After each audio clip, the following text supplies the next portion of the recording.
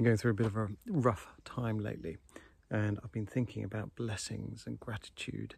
And there's something in the Tao Te Ching. I've been reading Wayne Dyer's interpretation of the Tao Te Ching recently, and he talks about, I think it's chapter 5 or verse 5 of the Tao Te Ching, about opening ourselves up and giving, and the more we give, the more we receive.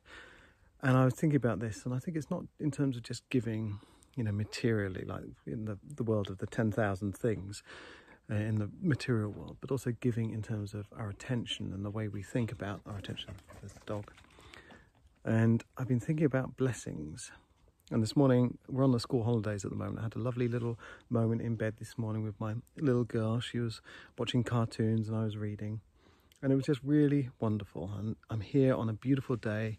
It's not too hot, not too cold, in what can probably be described as paradise. Very lucky to have these woods on my doorstep, and that is such a blessing.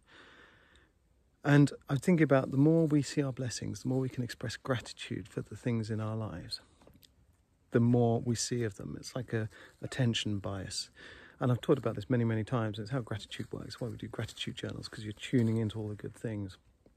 But also, what about seeing the blessings in the difficult things that we have?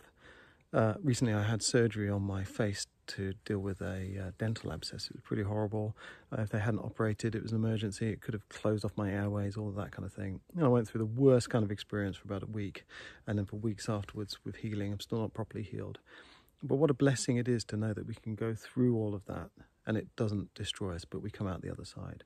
What a blessing to know that we can deal with challenges and see how far we're capable of going and still come out stronger on the other side.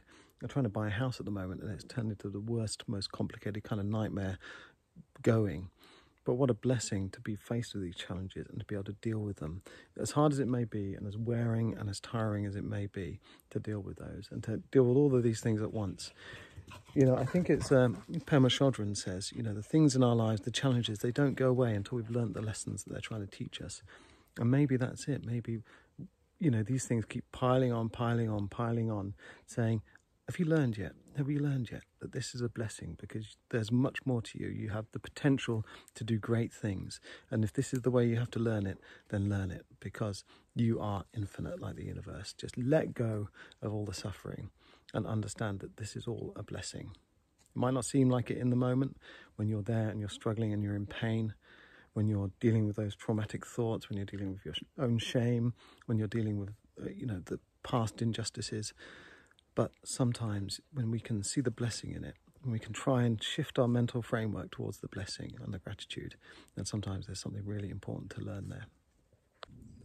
As a kind of additional thought to that, of course I want more. As a human being in the Western world, I have material desires, cars, money, more time, more space. But even if I had those things, if I had £1 million in the bank, would my blessings change? Would the things that make me feel blessed as a human being change?